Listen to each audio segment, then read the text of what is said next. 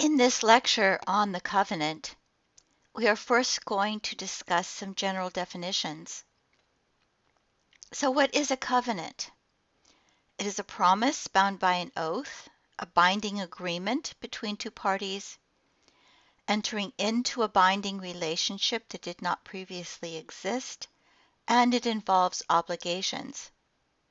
The Hebrew word is berit, and it can be used in the Bible in conjunction with marriage, a contract, a treaty, or a gift or grant. So God in the Bible, in relation to the people of Israel, is always the one who initiates a covenant. And God's covenant making is preceded by some kind of act of redemption, goodness, grace, or kindness. It does not come out of the blue. God's covenant with Abraham and then Israel answers the problem set out in Genesis 1 through 11. That problem is that God created a world and it was good. And humanity was created to be in intimate relationship with God. But humanity rebelled against God and became estranged. And so God seeks then to reconcile humanity to himself and to heal the wounds outlined in Genesis 1 through 11. Now the covenant with Abraham in Genesis 12 is basically unconditional. It's an unconditional promise. The Sinai Covenant resembles suzerainty treaties that we have found that were created by the Hittites between kings and vassals. Vassals being those who were minor kings who then served a more powerful king of some kind. And what studying these treaties allows us to do is to bring out some aspects of the covenant between God and Israel which we might otherwise miss. First of all, that it's not a covenant of equals. That there is a requirement for obedience, a fulfilling of obligations as a response to deliverance. It is sustained by the Lord's continuing actions on behalf of the people, and no obligation is placed on the Lord who is already pledged to Israel. And let's look at that in the context of the actual biblical passage.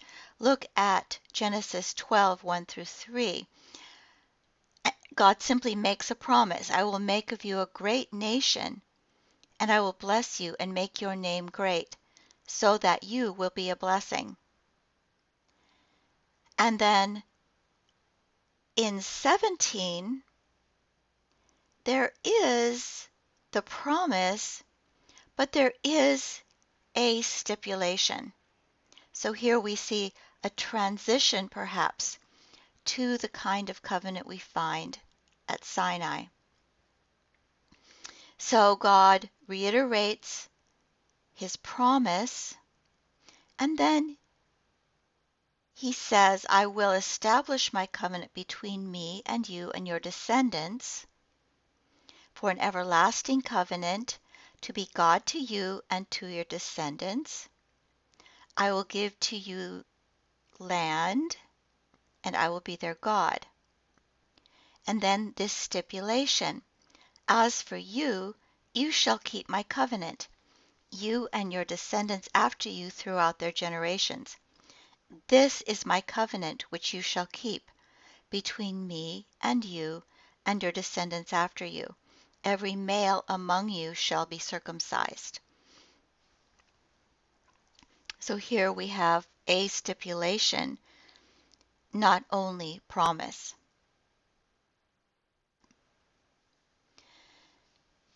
In Exodus 6, you again have a restatement of promise. I established my covenant with them to give them the land of Canaan, the land in which they dwelt as sojourners. And here God also promises to deliver them, to be their God, to be their people, and bring them into the land. But in Exodus 19, again, there is a stipulation. Now therefore, if you will obey my voice and keep my covenant, you shall be my own possession among all peoples, for all the earth is mine, and you shall be to me a kingdom of priests and a holy nation.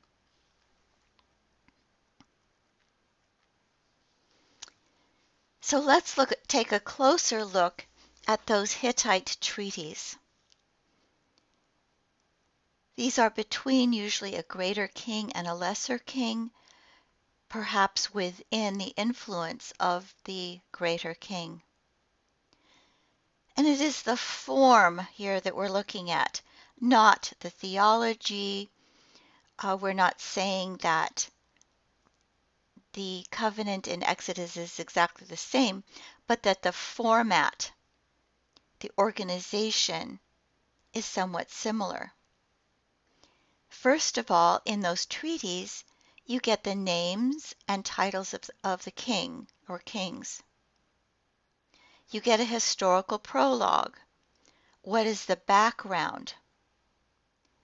Such as good deeds towards the vassal's motive for obligation is then gratitude. You have stipulations, and in these treaties there's a loyalty oath and a vowing to come to the aid of the king in time of war. It is stipulated that the covenant should be preserved and proclaimed publicly, and copies preserved in temples and read publicly once a year. There are witnesses to the treaties, the gods of both countries and the natural powers. And then there are sanctions, that is, there are blessings for keeping covenant and curses for unfaithfulness. Here is an example of one of these Hittite treaties. First of all, we have the preamble or introduction with the names and titles of the greater of the two kings. These are the words of the son Mursilis, the great king, the king of the Hatti land, the valiant, the favorite of the storm god, the son of Suppiluliumus, bit of a tongue twister there, the great king, the king of the Hatti land, the valiant. Then, historical prologue. Aziras was the grandfather of you, Dupitesub.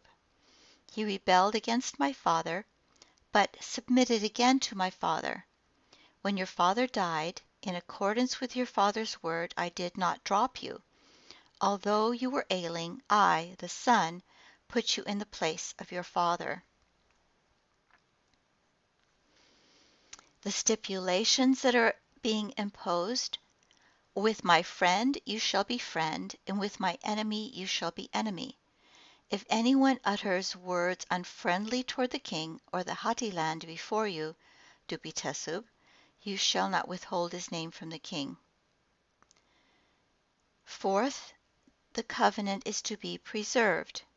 A duplicate of this tablet has been deposited before the sun goddess of Arina, because the sun goddess of Arina regulates kingship and queenship.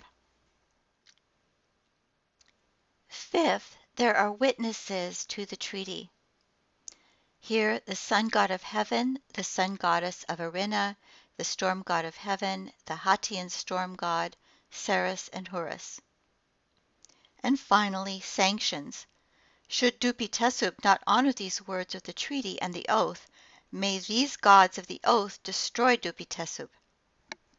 But if Dupitesub honors these words of the treaty, may these gods of the oath protect him, together with his person, his wife, his son, his grandson, his house, and his country.